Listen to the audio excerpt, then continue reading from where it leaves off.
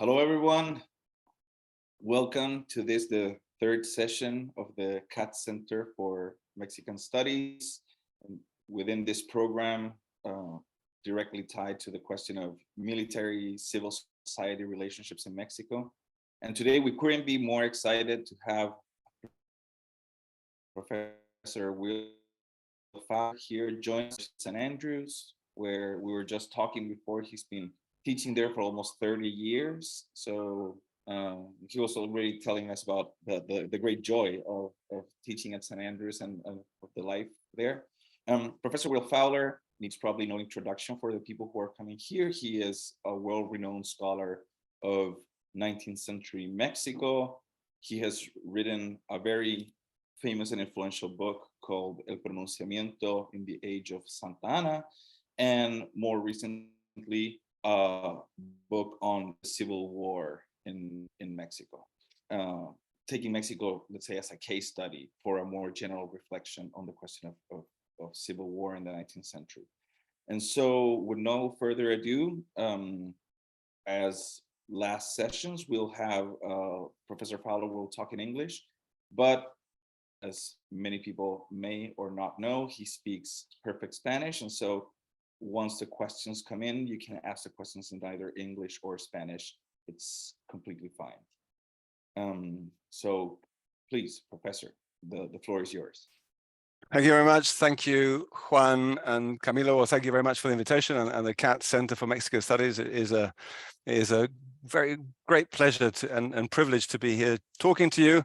I can already see amongst you on the screen people I admire, like Mark Wasserman and Mauricio, who I met many years ago in the Colegio de Mexico. So lovely to see you all. So what I'm going to do is talk about the army and politics at mid-century, but in fact, actually, what I would like to do, given that I believe that Rodrigo was the last person to speak to you, and he kind of talked to you about the army in terms of the War of Independence, and just after the War of Independence, what I would like to do is first set up in a way what my ideas are in terms of the army and politics at mid-century by first focusing on, in a way, what had happened before. So have some sense of the political involvement of members of the regular army in Mexican politics following the achievement of independence up to the war against the United States as a kind of backdrop before we look at what happened at mid-century. And before that, I think it's worth just pausing for a second to think about the historiography of the army in the 19th century, because actually it is quite remarkable that this remains one of the big, one of the most important institutions in a way of 19th century Mexico, that yet, we still are waiting for some major study that looks at them. I mean, there is, of course, a very important book by William de Paulo Jr. that looks at the Mexican National Army from 1822 to 1852, but it's a book that looks more at the army rather than the politics. But thereafter, really, you have to go back to a book by Gunther Kahler that dates back to, I believe, the 80s, I mean, or even before that, from 1969, actually. And thereafter, you have to move forward to Stephen Newfield's book, but that's already 1876 to 1911. There really isn't a kind of a major book on the army. So if anybody out there is kind of wondering what to do their PhD on or what to write a book about, this is the topic. And you can come to St. Andrews. I mean, obviously you can stay in Chicago, but St. Andrews is nice. Okay, there's sun, as you can see here in St. Andrews, to look and think about the army. Juan Ortiz Escamilla, who has written about the army in terms of during the War of Independence, is supposedly writing this book, but for the greater good of humanity, he has taken on a major senior role in the leadership of the Universidad Veracruzana. So I suspect he will be far too busy to write this book for the next 5-10 years. So there's a chance for you people to jump up and seize this. Now, because of this, in terms of what we know about the army, especially I'm thinking more about the politics of the army. I would argue that there are 4 schools of thought, even if the members of these schools of thought have not necessarily defined themselves as members of these schools of thought in terms of thinking about how the army intervened in politics or was involved in politics in following the achievement of independence. on the one hand, and I think this is the school of thought which arose in the 60s and 70s, and I suspect very much influenced by that context of the 1960s and 70s, where you had juntas in a whole range of Latin American countries, where you have what was known as bureaucratic authoritarianism, where the view that was cast back to the 19th century was one of, and defined as predatory Praetorianism, where the idea was that the army got involved in politics, but really for self-serving kind of purposes with no clear or strong ideological kind of purpose. I mean, I think that a quotation that I guess captures this quite well is from John J. Johnson, The Military and Society in Latin America, a book from 1964, where he talks about battles transformed leaders into heroes, heroes into politicians, and fighting forces into political parties. The land was infested with men of predatory egotism who sought public office for concrete and personal gain.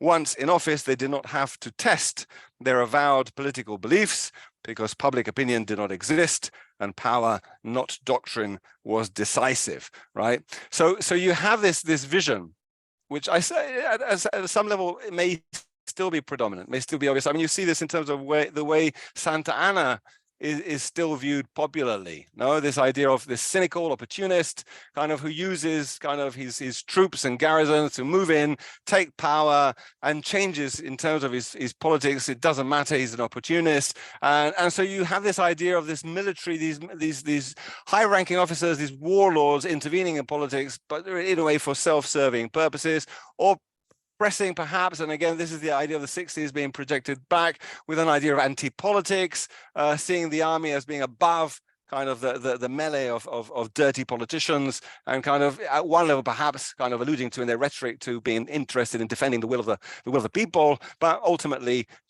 kind of just aiming to do their own thing. And that ties in, I think, with also the school of chaos kind of vision of Mexican history that sees the first decades after independence as one where there were no real kind of political ideas, and in that sense, I mean, I think we've moved on significantly over the last 30, 40 years in terms of the historiography, and I think we can look back at that and say that surely, in the same way that the age of chaos, we can't think of this period as simply like that, and that political ideas mattered, and that, you know, as somebody like Peter Guardino has demonstrated, both in terms of, and many others, but in terms of popular politics as well as kind of elite politics, and that political ideas mattered to people at all levels. Suddenly, we can start to think, well, this doesn't really kind of work in terms of thinking about the army. And certainly I found, in terms of my own early research, first into Tornel. So my PhD was on Jose Maria Tornel, the minister, 6 times Minister of War of Santa Anna, and kind of studying him, kind of that to me was the realization that here we had a general who wrote beautifully, who had sophisticated political ideas, and was linked to Santa Anna, which was a contradiction, because how could somebody kind of as an intellectual of the caliber of Tornel be kind of associated to this cynical opportunist, predatory Praetorian? It just didn't make sense, except that in a way, maybe it was a case of rethinking kind of the case of Santa Anna. And certainly what I found then in writing my biography and researching my biography of Santa Anna is that what you see then is actually there is a coherence, a political coherence in terms of his shifts and changes. And like you can see that with the case of Santa Anna, you're going to find this basically with all kind of key high-ranking officers, in that there is, in most cases, they do have political ideas, and these ideas evolve with time. So that somebody like Santa Anna starts off kind of like so many with the Plan of Iguala, believing in those kind of eventually liberal kind of principles, embracing federalism, embracing the 1824 Constitution, if anything, and then with time, as those constitutions fail, the 1824 one, the 1836 one, the 1843 one, gradually this erodes kind of in a way those, let's say, generous liberal beliefs of most of these army officers, and there is a progression towards kind of a retrenchment in conservatism. But that's one case. Not all of them follow the same path. But what I'm talking about is that you see, when you look at them closely, an evolution of political ideas. But in terms of, I've mentioned one school of thought, the kind of predatory Praetorian one, the school of linked to the school of chaos. Then clearly you look at other interpretations, and there is one that looks very exclusively at the financial side of things. And that would argue very convincingly, of course, that whenever the government in turn does not fund the army properly, the army kind of eventually stages a pronunciamiento and rises. So that may be another kind of school of thought that in a way rests kind of weight or significance to the political ideas of the military, but on the other hand kind of puts most kind of the emphasis on that financial situation. And certainly, you know, I don't know if Rodrigo mentioned this when he spoke to you earlier or in the semester, but when he talked about kind of the fact that one of the reasons why the army turns against Iturbide is precisely a financial issue. And there is a famous song of "I'm a soldier of Iturbide, I wear the 3 guarantees, I patrol barefoot and I fast every day." I mean, that kind of that, soy soldado de Iturbide, visto las 3 garantías, hago las guardias descalzo y ayuno todos los días. So you've got that kind of idea being behind the. But even then, I mean, what I find is that the other school of thought then tied in with this would be one where you see the idea of the army being at the service of politicians. So that this idea that actually when the military intervene in the first half of the 19th century, this is because they are being inspired to do so by civilians that need them to do this. So it's not the military that are necessarily instigating kind of their intervention in politics, but they're being kind of in a way invited to do so by civilian politicians. And I'll take a quotation from Brian Hamlet, who kind of looked at this, and he says, in Mexico, perhaps more so than in other Latin American countries, the repeated military interventions happened in a context in which the political issues were defined by civilians.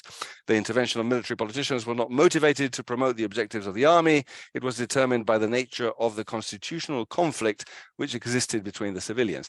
And that in turn would perhaps suggest that the army didn't have its own political ideas and that it's just the toy of the civilian politicians. But you can look at that and also see clearly kind of the possibility that the military do have kind of political ideas. And certainly you mentioned, Juan, my book on the pronunciamiento.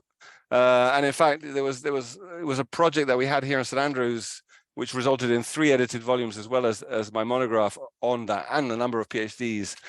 And what you see by studying over 1,300 pronunciamiento texts that were circulated, and we can think in terms of perhaps 16 major constellations of pronunciamientos, where you have a pronunciamiento that starts the kind of the not necessarily a revolt. It's a kind of a series of petitions that are meant to, in a way, force the government to listen. And what you find is that in those constellations where you have the first pronunciamiento, but then you will have pronunciamientos de adhesión, where different garrisons, different communities, ayuntamientos kind of support that pronunciamiento, but in many instances add their own kind of articles kind of to address local issues and local grievances, as well as support the more broader kind of national issues or grievances that are at the forefront of the first pronunciamiento, if I'm making sense. Looking at all of them, there is, I think, only one where we found that it was just the military that were involved. Most of them clearly involve kind of civilian politicians, ayuntamientos. There are cross-class, cross-military kind of civilian alliances. So that, again, that is giving us a sense of political ideas mattering.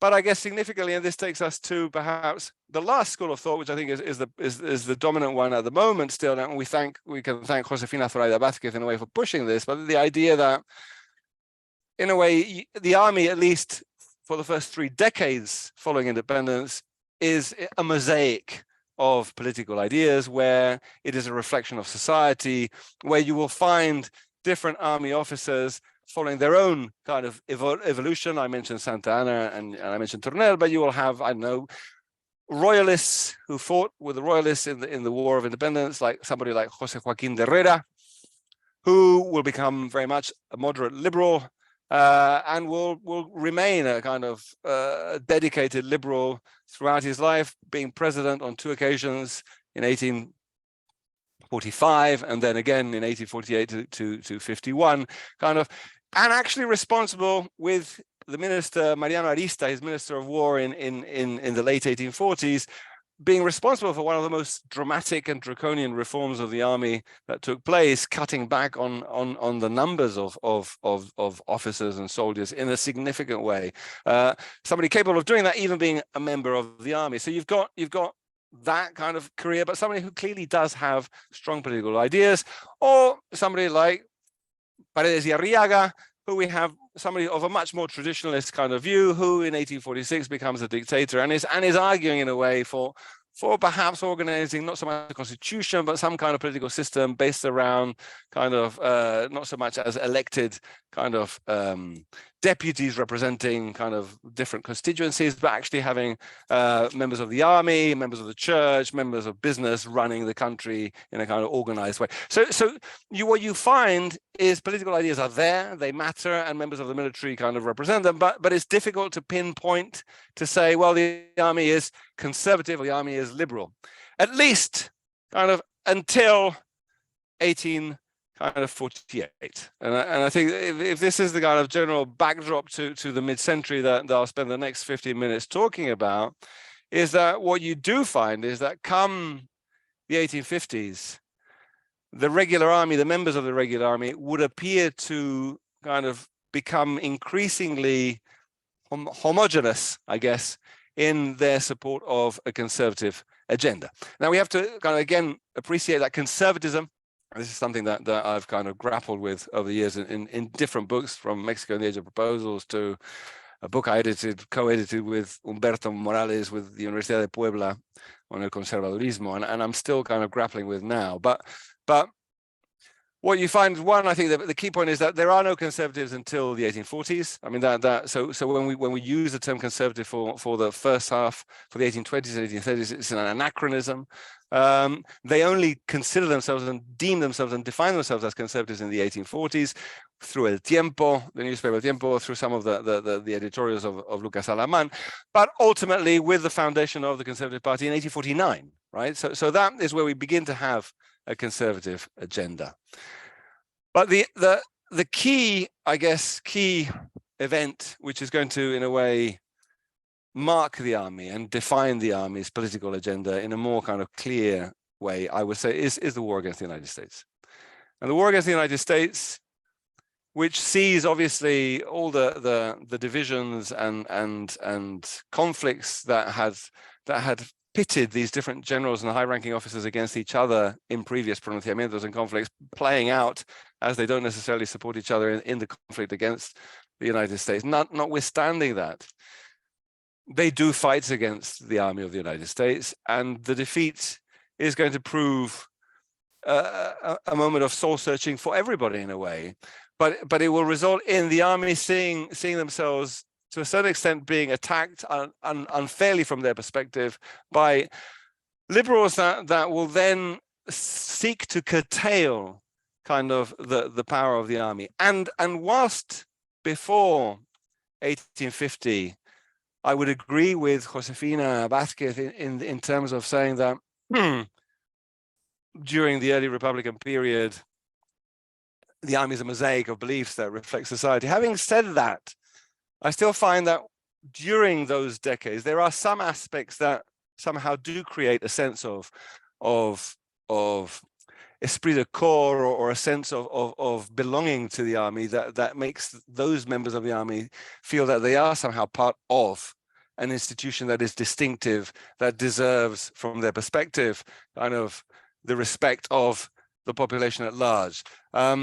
One of the key aspects is the fuero militar. So you have to think that from kind of inherited from the colonial period, you have the fueros, which are going to be great. One of the big kind of issues of the Reforma is going to be the seeking of ending the fuero eclesiástico and the fuero militar, which allowed members of the army to have their own jurisdiction, which was apart from civilian jurisdiction, and that is seen as something that unites the army. We've seen throughout the period moments of revolts in favor of the fueros whenever there is talk of curtailing them. You also get a sense of and maybe civilized warfare is a tricky label, but certainly, again, the way that most pronunciamientos took place, the way that most civil conflicts took place, with the exceptions of the 1832 kind of federalist revolt against Anastasio Bustamante's government, and then subsequently the revolution of Ayutla in 1854. But other than them, most pronunciamientos actually if they're not peaceful, they try to be peaceful, and when they end, typically nobody is executed or is exceptionally executed. Generally, general amnesties are given, and there is a kind of entente, an understanding amongst the officers that this is part of almost of that they are part of this institution where there is certain respect towards each other in that sense. That ends clearly. That ends with the civil war of 1857 to 61. I mean that any kind of sense of not executing kind of members of the opposition that ends completely. So that has, and that resonates with, I guess, the idea of officers in the 18th century not shooting at each other in Europe. I mean, you have that element there as well. But notwithstanding that, it is the war against the United States that, in a way, sets the scene for a major change. As a new generation also comes into being, a new generation that has come to the fore, and you will have, therefore, the more radical liberals that will be seeking to explain the defeat against the United States in terms of colonial legacies which have been allowed to last for too long, and it's a time to kind of, in a way, put a stop to that and reform the country overnight, whilst you will have a younger generation as well that embraces the more conservative agenda that sees the defeat in terms of having gone too fast, having imported political systems and institutions from other countries that did not fit the customs and the traditions of Mexican society and Mexicanness, and a need, therefore, to help and protect the church as well as clearly the army again, right? But you will also have an increasing professionalization of the army with figures like Miguel Miramón being a cadet in the Colegio de Militar, and having kind of learned kind of strategy, and they will be coming out of that context. And once you find them fighting the war, the civil war of 1857-61, which I won't go into detail this moment, but I'm more than happy to answer any questions about it. What you find and see there is that for those conservatives, they are not so much fighting necessarily for conservative ideas, although certainly some of them are. Somebody like Tomás Mejía certainly would we can see him, and Leonardo Márquez, defending this kind of rather pronounced kind of fundamentalist Catholic agenda, crusading agenda, alongside the kind of conservative political ideas, which again I can go into in question time. But there is the fact that in that war, the liberals, in their desperate situation, stuck in the port of Veracruz, seek the help of the United States. The United States that have been the enemy in terms of that war of 1846-48, and for conservative members of the army or members of the army who have become conservative, being conservative is as much about ideas as it is about fighting against pro-US liberals. And what you find is that the Treaty of Maclean Ocampo of 1859, December 1859, which in the end is not ratified by the US Congress, and thus and subsequently Juarez does not ratify either, though there is correspondence that I found where Juarez is very pleased with the treaty to begin with, but a treaty that would have allowed kind of the US access to Tehuantepec in perpetuity, and would have allowed the US members of the US to cross Mexico through 3 different kind of routes, from the Pacific to the Atlantic and vice versa, and bring in troops into Mexico without asking permission from Mexican Congress. For somebody like Miramón and the conservatives, this just demonstrated the treason that was kind of linked to the liberal kind of party in Mexico.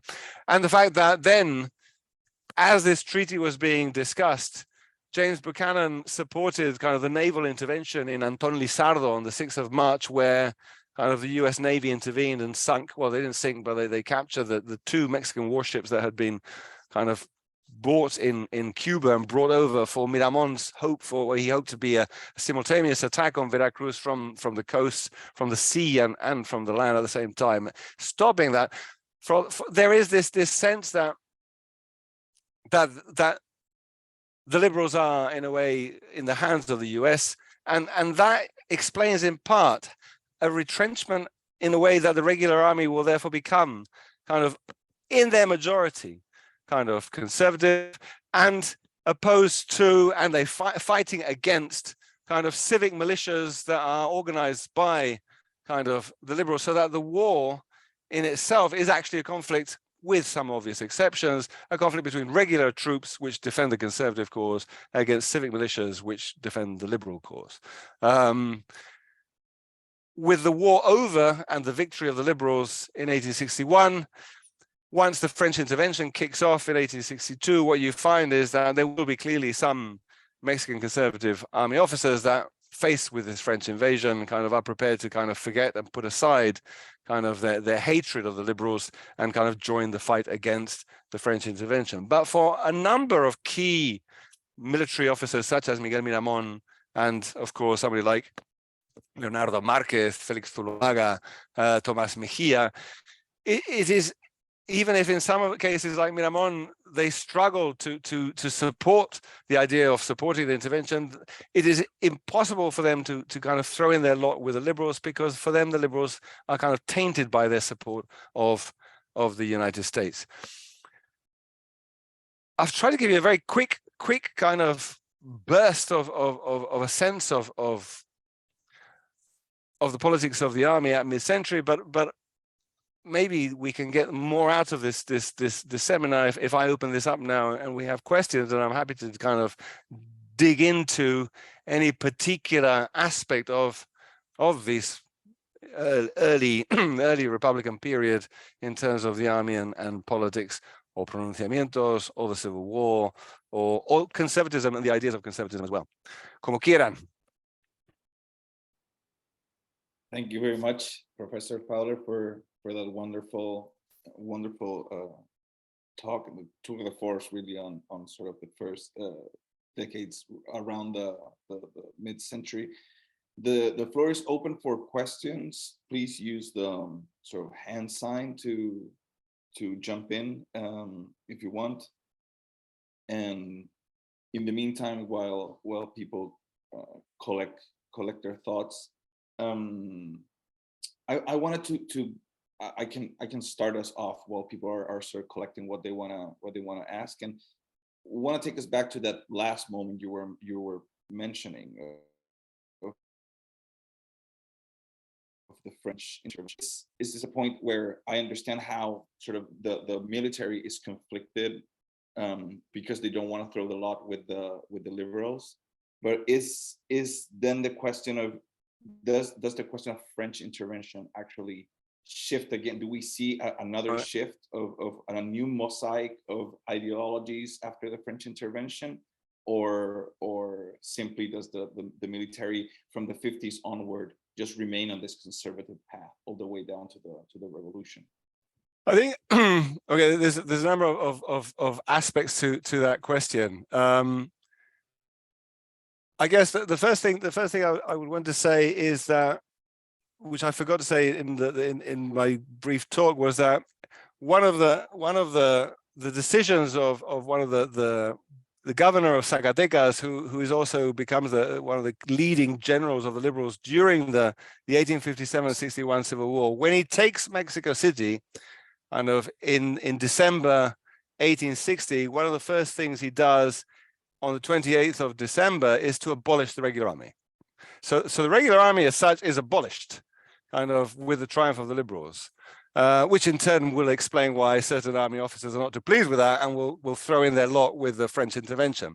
Except that the French intervention is a shock to the system, and the fascinating thing about it is that you find a number of key kind of conservative army officers faced with the French intervention will listen to Juarez's call and will join the defense of Mexico against the French. So somebody like Negrete, will do that. But you also have, as that intervention progresses, interestingly, key liberal figures of the war actually switching and supporting the intervention. And a key figure there is Santiago Vidaurri, right? Who the governor of Nuevo León and Coahuila at one point, who is crucial for in 1858 in ensuring that the conservatives at the beginning of the first year of the Civil War don't actually take the whole of the Bajío, because Miramón is on a roll. I mean, he's kind of taking one city after another, And it's Vidaurri who comes down with los blusas, as they're known. I mean, he had prepared this el Ejército del Norte, which is an army of militiamen that are trained to fight in terms of the First Nations that they're struggling with in the north of Mexico, and these are well prepared troops, kind of with General Suazua, and it's thanks to Vidaurri that in a way the liberals hold the conservatives in the first year of the war, and yet he will end up supporting the intervention. So you've got it's, but I think that crucially, in a way, what happens to the conservatives? Well, the conservatives, in a way, by the end of the French intervention, they're out. They realize that in a way, conservatism dies, and there's a symbolic dimension, and this is something that Brian Hamlet has written about, to the execution of not just Maximilian, which of course the execution of Maximilian on the 19th of June 1867 clearly is a message to Europe of, don't come, right? This is the end of European intervention in Mexico. You send us you try this is what happens to a Habsburg, right? But it's not just that, it's Miramon and it's Mejia. And Miramon clearly is almost like, if that's the end of European interventionism, this is the end of posh boy, conservative, cadet, military pronunciamiento prone kind of generals, okay, we're killing them as well symbolically, as well as kind of in person. And in a way, the other side of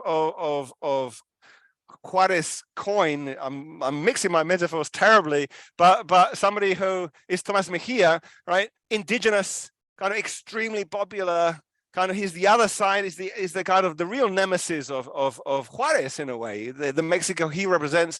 So destroying him is also has that symbolic dimension. And after that, the conservatives reinvent themselves. They stop calling themselves necessarily conservatives.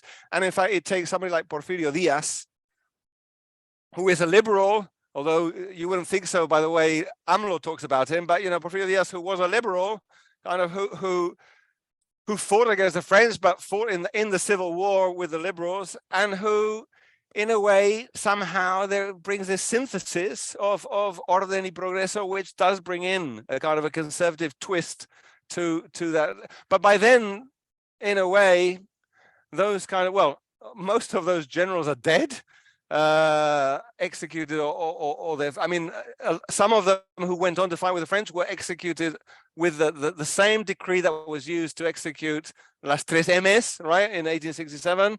So, was also used, Robles Pezuela is the law of the 25th of January, 1862, which was used by Juarez. Anybody who supports the intervention will suffer the death penalty.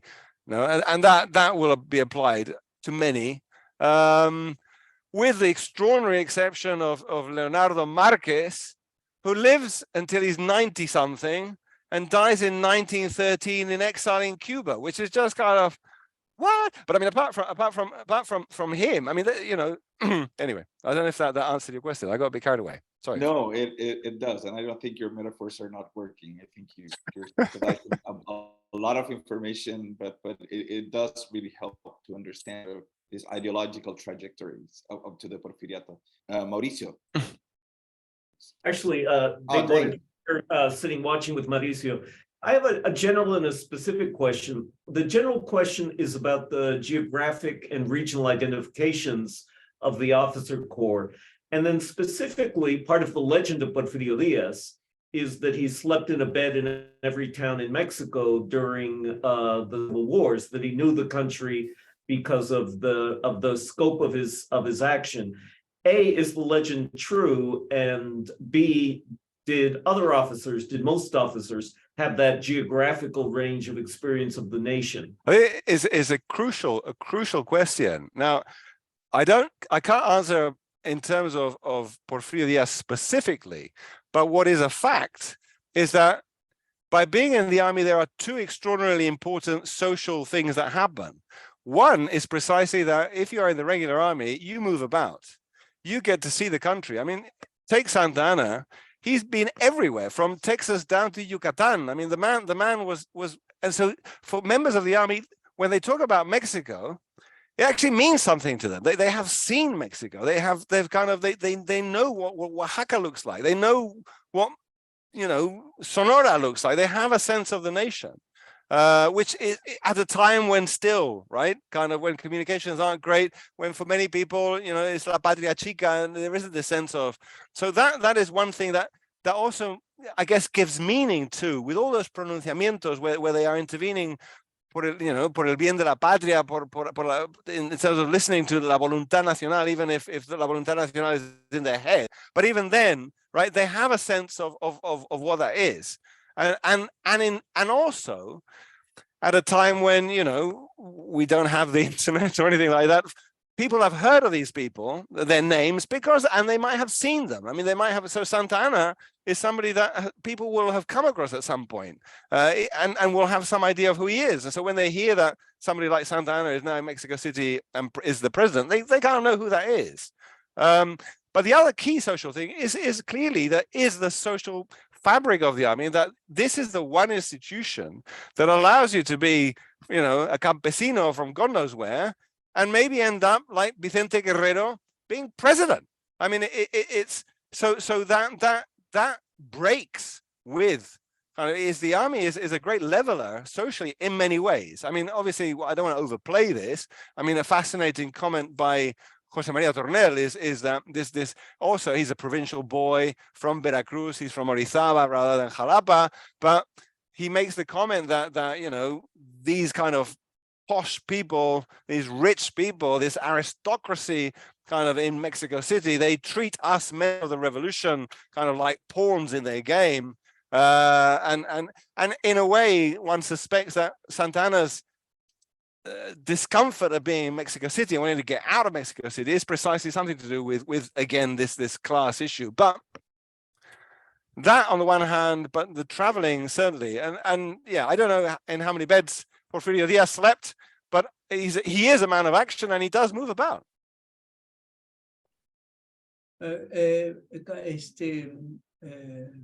Wilson, ¿puedo preguntar? Sí, claro, por supuesto. Great, you made me think a lot. And if I were to ask you, first of all, have there been any comparison about this and the history of the military in relation with Spain? Considering this,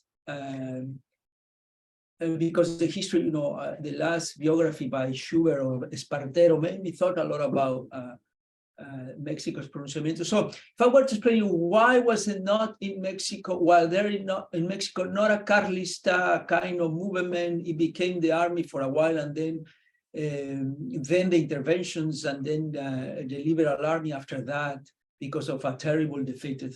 The explanation will be why it's so different, while on the other hand, it's so similar. Spain and Mexico are first in the way of the aristocracy and the monarchy in relation to the military, B, in the existence of an Indian frontier, which is always demanding fighting, or C, foreign interventions that Spain has never had to face. Again, it's a brilliant question, and the quick answer is no. Shockingly, I mean, there is a significant amount of work has been done for what is the Constitution de Cádiz. I mean, the Cádiz Constitution and events happening in Spain in that stage, the Revolución Gaditana, and what is happening in the Americas and what is happening in Mexico. But beyond that, I mean, in part, one of the problems is, and Schubert mentions this in the opening pages of his book, which is an extraordinary book on Espartero, is that the 19th century in Spain is a black hole historiographically, and he actually has, I think, as an epigraph, a quote by Franco, of all people, saying there's no point in studying the 19th century. Forget it, bury it, right? Because it's the end of the Spanish Empire. We're not interested in it. So that, in fact, I think there's far more has been written about Mexico. So we are much closer to synthesis in terms of understanding what happened in Mexico in those first years after independence, in terms of first decades after independence. Eric Van Young has just brought out an extraordinary, nice neat book, which is called Stormy Passage, which covers from 1750 to 1850, and it is just brilliant. As well as Mark, obviously sitting there, was one of the very first people to write a book about the 19th century Mexico, which my students still kind of read. But Spain doesn't have that equivalent, and there are major similarities, but for what I've seen already, there are major differences. We would need to kind of look at them closely to understand why, but just take the pronunciamiento. So the pronunciamiento starts with in Spain, and it's Riego who starts the first kind of major pronunciamiento, and that will inspire the Plan of Iguala, and that's how you find that pronunciamientos become a big thing in Mexico and in Spain because of the success that these pronunciamientos have, right? Now, in Spain, however, very quickly, because Ferdinand VII manages to kind of then regroup, is that what happens to those liberal pronunciados is they get executed, right? So somebody like Juan Prim in Spain famously says that the outcome of a pronunciamiento is la caja or la faja, okay? It's either the box where you're going to be buried because you get executed, or it's the sash because you become you get your promotion and president because you win your pronunciamiento.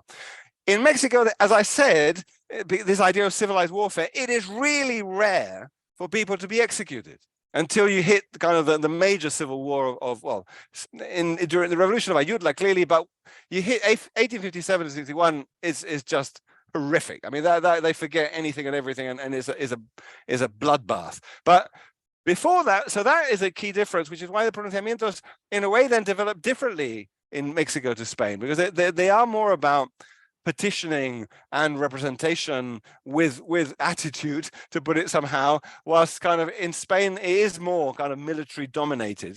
But as for the Carlistas, so certainly I think there are parallels between the kind of the ultramontane Catholicism of the Carlistas at that level, that aspect of Carlismo, with the kind of Catholic crusaders that are part of the civil war of 1857 to 61. I mean, there must be obvious parallels there.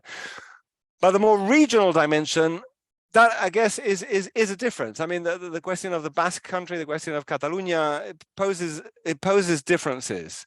And clearly the United States is a big kind of factor in terms of changing the dynamics of what's happening in Mexico, apart from clearly the indigenous population, but it is a significant factor. And just to look at it completely differently, I'm going to throw you a completely different kind of bowl coming from nowhere. There's another weird metaphor, but in terms of I edited a volume on British Mexican relations, and that came out with UNAM, I don't know, 4 years ago, something like that. Anyway, what we found there is that this idea, for example, of the informal empire, the British informal empire, which you can say, yes, it was happening in Chile, Argentina, Uruguay, Brazil. We can't see that in Mexico. One thing is the intentions of the Foreign Office, but the Mexicans do whatever they like, or they ignore the Foreign Office time and again. But a key factor there is the United States. I mean, it's kind of they are the key player here. I mean, it is Britain, however imperial Britain is. It's so I would suspect that is also a part of the equation. But I haven't studied this in any detail, Mauricio, and so it deserves attention. But Spanish historians or historians of Spain need to get cracking and working more closely so that they kind of so we can compare. Camilo. Yeah, thank you very much for this wonderful talk. I have two questions that I think they might be linked somehow. One, in general, I wanted to talk about your two recent books, the Grammar of Civil War and the La Guerra de Tres Años. I read the one in English, so a very basic question is the one in Spanish a translation of the English version, or are they fairly different? And I really like the Grammar of Civil War, but thinking of this transformation you describe of how, well, the 3-year war is the first one that is truly violent, unlike the other pronunciamientos. How do you explain this transformation? Is it because let's say, the grammar, the morphology, the fact that the factions are so even at some point that they cannot defeat each other quickly, and so this war drags on?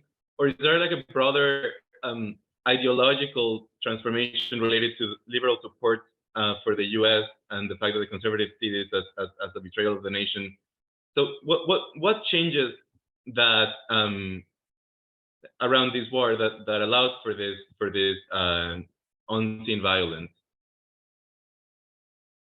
I mean, well, first there are two different books. So in terms of that question, so I got them here. So La Guerra de Tres Años is your conventional narrative history of the war. It kind of, it's chronological. It kind of follows it tells the story of the Civil War, kind of in jolly good kind of Spanish prose. And then the ¿qué? Planeta. And then yes, the Grammar of Civil War, which is a much more, I'm not saying that La Guerra de Tres Años is not a scholarly work, okay? But the Grammar of Civil War is a much more drier text, more starchy, that kind of more theoretical in trying to understand how a civil war comes into place and looking at this as a case study. There are numerous reasons why the violence was how it was like, but I'll just kind of focus on one key point really. In terms of ideology, and it's the fact that the war acquired a religious dimension. Okay, so you have a situation where the liberals during the bienio of the Comonfort and that constituent congress that drafts the 1857 constitution is approving laws which actually the laws are moderate. They are moderate. In fact, the Ley Juarez does not abolish the fueros. The Ley Juarez just tinkers with them. I mean, it's kind of, it doesn't abolish them, but it creates such a furor on the one hand, and then the same with the Ley Lerdo doesn't nationalize church property. It's the beginning of a process, but it doesn't. It's going to be during the war that finally Juarez kind of goes for it in the summer of 1859, and that's when you nationalize the property. But he will only do the libertad de cultos at the end of the war. He won't dare until the very end. But the 1857 constitution doesn't even kind of it doesn't say that there will be libertad de cultos, freedom of belief. But what it doesn't do is say that the Catholic faith is the religion of the state. But you are in a context where that is interpreted by the priests in the villages and everywhere as an attack on religion. It's not, they do not see this as I mean, these people reforming this, with maybe one exception, like, I don't know, one, I'm trying to think of the one atheist, but generally speaking, these liberals are all Catholics as well. They are able to make a distinction between state and church, but the fact that in December 1856, that the Pope of all people, the Pius IX, turns around and publishes this alocución, which says, people of Mexico, don't obey your government because your government is a bunch of atheists, kind of anti-clerical, heretic kind of demagogues. I mean, that's insane. I mean, inevitably, that is going to create a kind of, and you've got all these conservative officers rebelling all the time, kind of, and that's going on all the time at the same time. And then, when the 1857 Constitution is finally approved on the 5th of February, 1857, they have the bright idea of making all members of the government, all civil servants, all funcionarios have to make an oath of allegiance to the Constitution. At which point the church turns around, the archbishop and bishops turn around and say, anybody who swears this oath will be excommunicated. So you're putting people in an impossible situation. That you have people that don't want to lose their job, because also they say, if you don't swear the oath of allegiance, it really creates this massive polarization.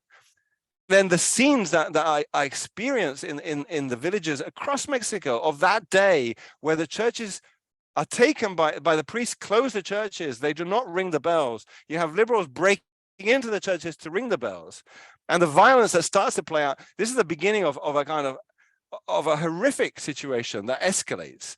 at a time when, and I think, you know, in the grammar of civil war, I list a whole range of kind of ingredients that you expect to find different conditions. And of course, you find this in terms of both the rhetoric that is used, but crucially, of course, you need within a weak state that can't in a way protect itself, and ultimately people with weapons. And you've got, you know, the moment that you have, you know, members of the army turning against, and it all goes horribly wrong also because Comonfort is the one who stages the pronunciamiento, the initial pronunciamiento initially to try and stop the civil war. But that kind of, in a way, everything gets out of hand. And once you get into the civil war, then the violence itself, and you know, and I use Calibas' book on the logic of violence of the civil war, but I mean, Calibas' theory is definitely played out. You see that the whole question of control and the levels of control, and the less control that an army has in a region, you know, the worse the violence, the use of indiscriminate violence or selective violence, but it just escalates with tit for tat kind of revenge. Once the liberals start executing conservatives, then the executions come. It is constant.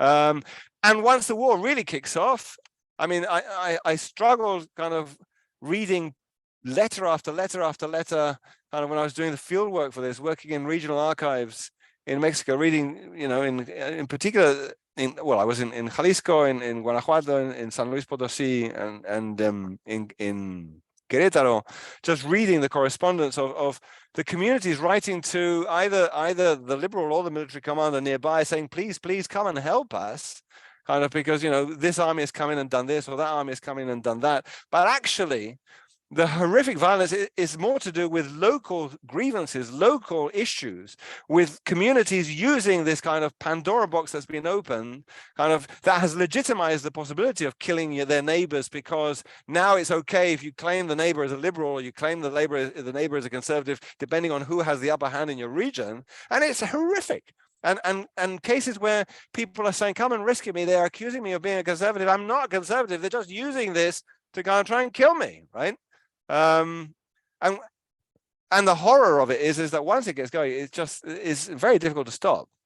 And some of the cruelty is horrific, which again is very much, I think, a characteristic of civil wars.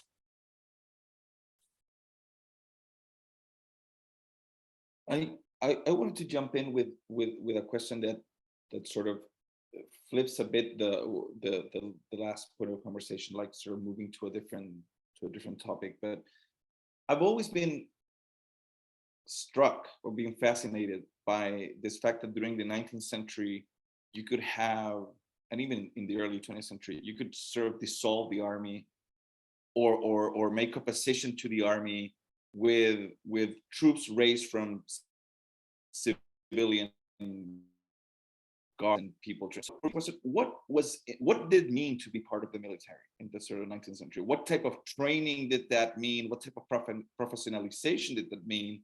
That ultimately, it seems that its capacity to really overcome improvised civilian, barely drilled army was not that big. I mean, we see this play over and over again in middle century, but even in the revolution, like you could have civilians that were school teachers one day, and then they pick up arms and sort of can really create a trouble for the federales. And so, like, the question is, what went into the training as a military that we could actually think of them as a distinctive corps beyond their interests? I mean, just in terms of professional consciousness.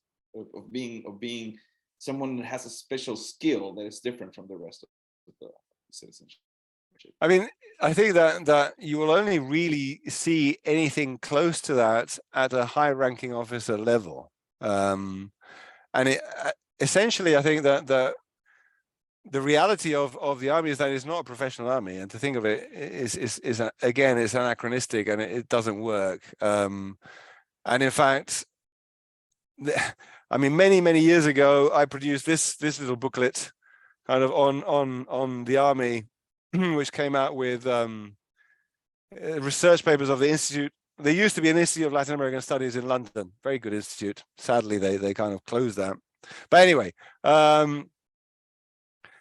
And looking at the Memorias de Guerra, so the annual ministerial reports of from 1822 to 1852, I think were the ones I looked at. They are fictional, or you have there are lists of aspirations and hopes and dreams and ideals, but the reality is on the ground isn't the case. And you just take as an example, you know, the Texan campaign of 1835, right? So if you read the Memoria de Guerra that Tornel produces, supposedly the army is of over 40,000, supposedly, and they already have a cuerpo de sanidad. So supposedly there are medics that can go out. There is not a single medic on that expedition to Texas. And what is worse, actually, the army that goes to Texas is improvised. I mean, it's the troops. Santana recruits a bunch in Mexico City, and then they go to San Luis Potosí and they recruit another bunch of poor people, and off they go. So, and of course, you know, the myth of the Alamo and you know, the 182 fighting the greatest army since Napoleon is just nonsense. I mean, these people are hardly kind of drilled or ready. Also, with an army of soldaderas next to them, following them, camp followers. So it's kind of it's a big family on the move, right? An aggressive family, but certainly kind of it's so and that I think the beginning of proper professionalization, and that's the Stephen Neufeld book. I mean, you really have to look at the Porfiriato to see the beginnings of a more. That doesn't mean that they're not trying. So the Colegio Militar, and again, the Colegio Militar, the numbers for the Colegio Militar are minuscule, really. Say 40 odd cadets kind of coming out in the context of 1847, right? But actually, they will become very influential people, those who survive the Battle of Chapultepec. And somebody like Miramon wins every battle, even when he has half the number of soldiers against the liberals, time and again, until the end, until he loses the Battle of Silao and then Calpulalpan, because the man has studied strategy and does know tactics. And even if his army is all a bunch of poor people that have just been recruited through La Leva, right, kind of forced conscription, at least he has ideas of how to kind of put them here or there, or kind of send them, and as long as he's got cannons to kind of move and use his cannons in the right way, kind of he is successful.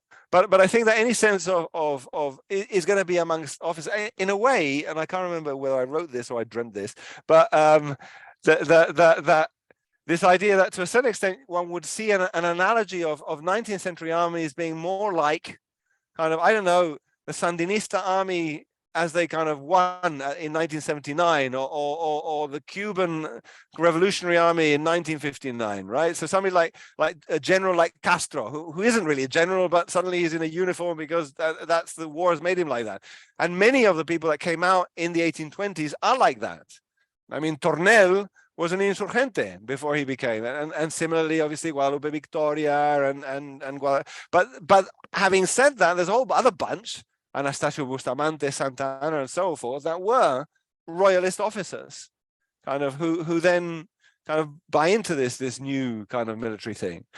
I guess what they would have had is as many of them did constantly get involved in pronunciamientos, they have that shared experience, which again also divides them, but does kind of give them that sense. But yes, I mean interestingly, you read the myths of the Reforma, and supposedly the regular army is all forced conscription. Nobody wants to be fighting for them, and the liberals are all volunteers that have kind of decided to join. But looking closely, the reality is not that at all. There is as much leva with the liberals as there is with the conservatives, which also explains people switching sides when they can, finding themselves fighting for, you know, the wrong cause, but because no les queda de otra. And I mean, interestingly, there's a whole series of letters when Santos de Gollado takes Guadalajara in October 1858, desperately writing letters to his subalterns to for goodness sake not use the leva. We're not meant to use the leva, but you know, everybody's ignoring him because without the leva we ain't got no troops, right? So And that again is the reality of a lot of this war is not being fought by people who necessarily are fighting because they believe in one cause or another. They've just been dragged into this conflict kind of in that context. Thank you very much, Professor. We're in time. I've been receiving a bunch of chat comments of how wonderful this talk is, and I can say that also for myself. So thank you very much for fascinating synthesis and presentation, and that we really enjoyed. And well, hope we have the chance to keep talking about the subjects, and see you around for some of the next talks. And next time in Chicago in person. Hopefully, yeah, no. Come on. Of course. No, definitely. That is pending. That is definitely pending. Do you want? Okay. You're seeing- Thank you very much. Can you just stay 1 minute?